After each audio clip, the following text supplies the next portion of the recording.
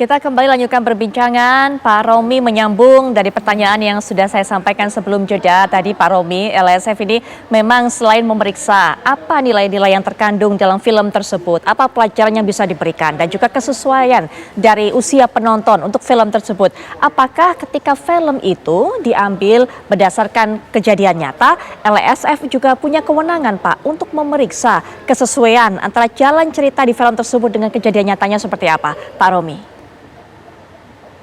Ya, tentu yang harus dilihat pertama adalah ketika dikatakan film ini dari kejadian nyata itu seperti apa.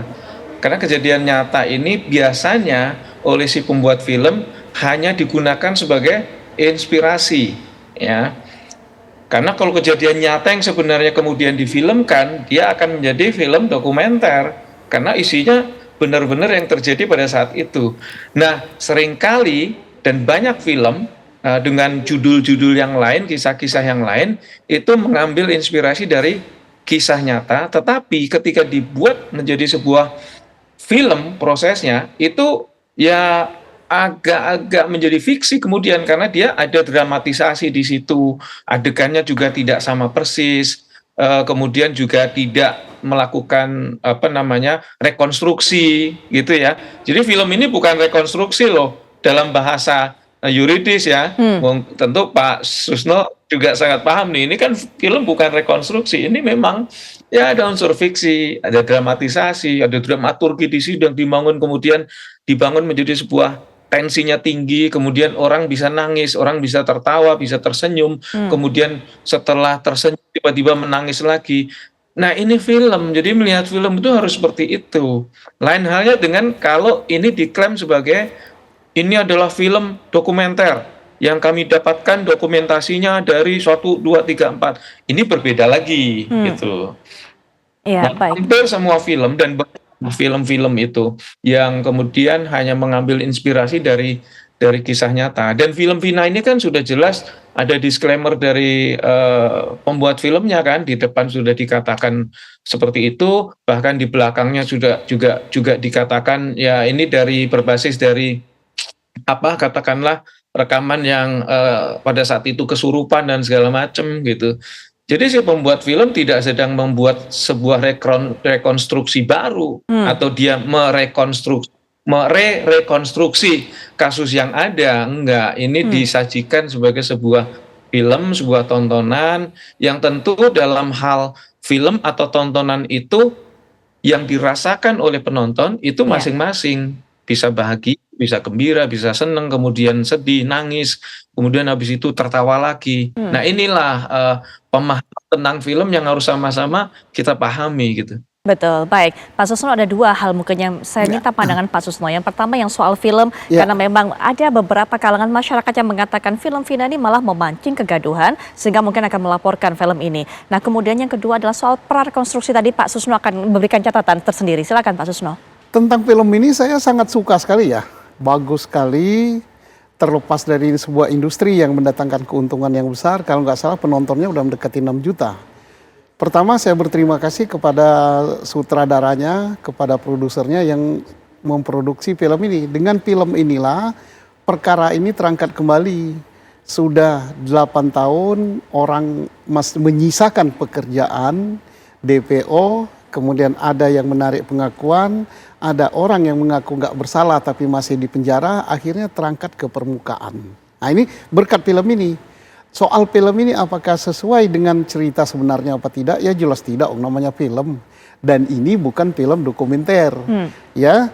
Kemudian ada yang mempersoalkan, wah ini yang keserupan, wah itu tangkap saja yang keserupan, ngapain ditangkap? Wong itu kan bumbu-bumbu film. Dan keserupan tidak bisa dijadikan saksi. Nanti kalau keserupannya tuh arwahnya yang dijadikan saksi, gawat ini nanti. Perdukunan jadi saksi, hipnotis saksi, terus apa namanya, jai langkung, jai langse kan saksi. Ya ini kadang-kadang udah terlalu melebar. Jadi bagus, filmnya bagus. Kemudian Badan Sensor Film sudah meloloskan, mereka lah yang pakar menyensornya. Jadi bagus. Kedua, selesai masalah film, sekarang kepada rekonstruksi. Betul. Dengar berita tadi akan ada rekonstruksi katanya malam ini. Artinya ini bagus sekali. Hormat sama penyidik, hormat sama Polda Jabar, inilah cara kerja profesional. Untuk apa tujuan rekonstruksi ini? Untuk menegakkan keadilan dan untuk memperkuat pembuktian. Memperkuat pembuktian itu harus ingat ya, para penyidik ingat, rakyat Indonesia ingat, penuntut ingat, hakim ingat, penegak hukum semuanya harus ingat. Untuk pembuktian, apa yang dibuktikan? Terbukti bersalah apa tidak orang ini, atau terbukti tidak bersalah. Ada dua ini nanti. Janganlah rekonstruksi ini dimaksudkan untuk membuat orang itu bersalah sehingga dihukum, enggak. Peradilan pun tujuannya adalah untuk menegakkan keadilan, untuk membuktikan orang ini bersalah apa tidak. Prarekonstruksi juga gitu. Kalau terbukti kuat kesalahannya, ya maju penyidikan jalan terus. Tapi kalau terbukti lemah penyidikannya, lemah alat buktinya ya, maka ya harus secara legowo bebaskan. Dan ingat, tugas daripada penyidik bukan untuk menghukum orang, tapi untuk menegakkan keadilan. Yang bersalah ya harus dihukum, yang tidak bersalah ya harus dibebaskan. Nah ini prarekonstruksi, bagus sekali. Baik, memang Terbukti misalnya malam ini yang mau direkonstruksi tidak mau, kemudian tidak cocok antara kejadian, keterangan saksi, dan apa-apa yang diperankan oleh dia, ya bebas. Nah jangan sampai nanti rekonstruksi ini si penyidik menjadi sutradara. Oh kamu harus ngangkat yang itu, kamu harus begini, ini namanya rekayasa. Tapi silakan dia memerankan apa yang dia lakukan sesuai dengan keterangan daripada tersangka, sesuai dengan saksi, sesuai dengan bukti-bukti scientific crime scientific investigation. Tapi kalau bukti crime scientific investigationnya tidak ada, saksi-saksinya tidak ada, kemudian keterangan terdakwa tidak ada, ya apanya yang direkonstruksi. Nah tapi bagus, prarekonstruksi harus ada. Prarekonstruksi nggak jalan karena tidak semua bersesuaian, ya dibebaskan. Oke, ya. Tapi memang kalau kita tahu sudah 8 tahun kemudian selang waktu ini dari pada saat kejadian hingga saat ini Pak Susno. Kemudian juga tadi kita tahu atau kita bahas bersama Peggy pun mengaku tidak bersalah, tidak terlibat dalam kasus ini. Bahkan 5 terpidana lainnya juga mengatakan tidak mengenal Peggy tidak terlibat. Artinya akan semakin sulit prarekonstruksi ini bagi pihak penyidik. Tidak, semakin mudah. Semakin sulit kalau kita ingin merekayasanya. Sulit ya. Tapi kalau kita mana hati nurani kita berbicara bahwa saya akan menyidik, saya akan mengungkap apa yang betul-betul terjadi. Wah, ini semakin mudah ini. Sulit kalau kita ingin membuat orang itu tidak bersalah, kita akan jadikan dia bersalah, harus dibuat saksi, harus dibuat bukti scientifikan, kemudian rekonstruksian itu sulit. Tapi kalau kita berjalan sesuai apa adanya, sesuai saksi-saksi, sesuai keterangan ahli, sesuai scientific yang didapat, ini akan kelihatan di lapangan. Oh, dia tidak bersalah. Ya berarti kan jalannya penyidikan itu gampang. Karena penyidikan itu untuk membuktikan kan terbukti ada peristiwa pidana apa tidak, kalau ada peristiwa pidana siapa yang melakukan, atau tidak terbukti sebagai peristiwa pidana. Kan itu. Baik. Tapi kalau kita di sini sudah main berpikir harus ada peristiwa pidana. Harus ini orangnya yang dihukum, sehingga dicarikan bukti-bukti pendukung. Lah ini celaka, ini namanya penyidikan rekayasa. Inilah yang namanya peradilan sesat. Kalau di sininya sudah berpikiran ini tersangkanya, saya akan carikan alat buktinya, kemudian dia harus berbuat begini, ini sesat. Tapi kalau penyidik berpikiran, saya ingin mencari kebenaran. Kalau benar dia bersalah atau benar dia tidak bersalah, itu gampang. Baik. Pak Romi, ini juga bagaimana himbauan untuk masyarakat, terutama beberapa unsur kalangan masyarakat yang memang ingin melaporkan film ini karena film ini disebut sebagai sumber kegaduhan atau membuat gaduh. Silakan Pak Romi. Ya kalau hal seperti ini itu kan hak semua warga negara ya. Orang mau protes, orang mau mengeluh, mau komplain, mau melaporkan, mau mengadukan. Hanya kalau menurut saya yang clear positioningnya itu. Apanya yang dilaporkan, kemudian apanya yang membuat gaduh, yang mana yang gaduh, standar gaduhnya apa, dan segala macam. Jadi ini harus ditelaah secara benar gitu. Karena kalau tidak, ini bisa melenceng kemana-mana, kemudian meleset dari hal yang sekarang terjadi, sementara filmnya sendiri tidak ada masalah gitu sebagai sebuah film.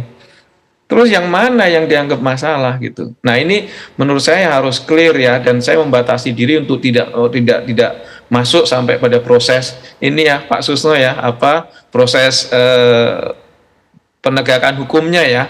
Tapi saya hanya berbicara dalam konteks filmnya, dan sebagai sebuah film dan ada bumbu fiksinya di sini, kemudian ada dramatisasi di sini.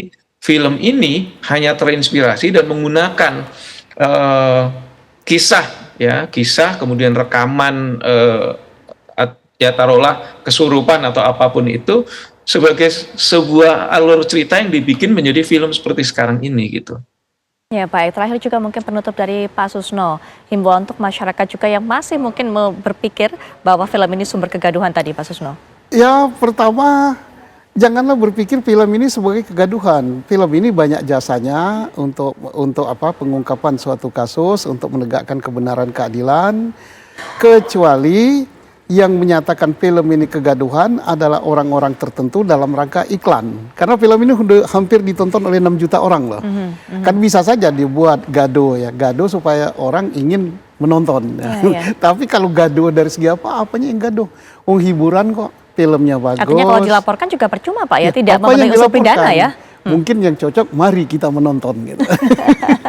Baik, harapan juga terakhir Pak untuk bisa kasus ini clear terutama dengan adanya prarekonstruksi ini Pak Susno. Kepada rekonstruksi, mudah-mudahan rekonstruksi ini betul untuk mencari kebenaran, untuk membuat terang suatu penyidikan. Kalau hasil prarekonstruksi ini meragukan dia berbuat suatu kejahatan, ya bebaskan. Kemudian kalau dia kuat buktinya bahwa dia adalah pelakunya, lanjutkan. Dan saya yakin penyidik Polda Jawa Barat, karena ini udah level Polda ya, bukan level Polsek lagi, dia sudah profesional. Dan juga karena ini sudah mendapat perhatian dari publik, dari masyarakat, jangan segan-segan polisi untuk transparan. Misalnya, kenapa dia sudah dijadikan tersangka? Oh, karena sudah cukup alat buktinya. Alat bukti apa?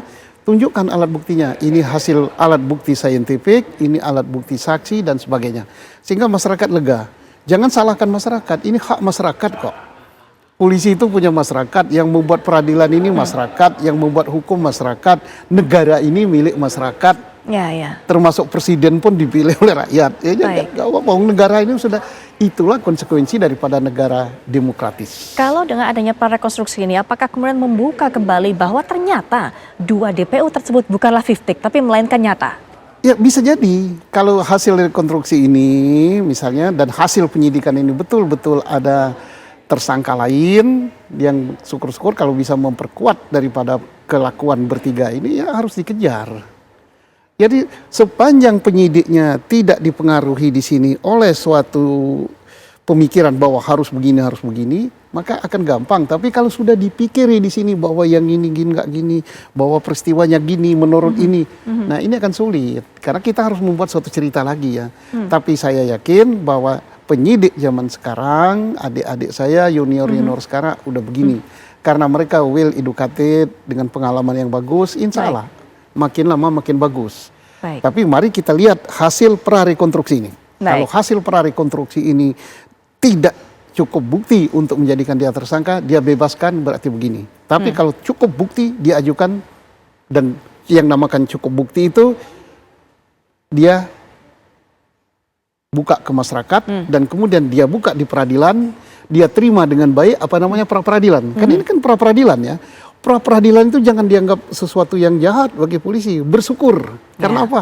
Hasil kerja dari polisi akan diuji di depan sidang. Mudah-mudahan hakimnya baik ya. Jangan hakimnya melenceng-melenceng gitu kan. Nah, kalau hakimnya baik, terbuka untuk umum, dan dia cukup bukti atau tidak cukup bukti. Nah, kalau tidak cukup bukti, hakimnya pun harus berani mengatakan tidak cukup bukti, orang ini jadikan tersangka, bebas. Atau cukup bukti bahwa kerja polisi sudah benar jadi tersangka, jalan, tapi bukan benar-benar yang dibuat benar. Baik Pak Susno. Pak Susno, terima kasih sudah hadir kembali memberikan pandangan mengenai kasus ini. Kita akan tunggu bagaimana jalannya proses prarekonstruksi dan apa hasilnya. Pak Romi juga terima kasih. Pak Romi memberikan kami pemahaman sebenarnya bagaimana kerja dari lembaga sensor film, termasuk juga kaitannya dengan film Vina ini. Sekali lagi terima kasih Pak Romi, Pak Susno.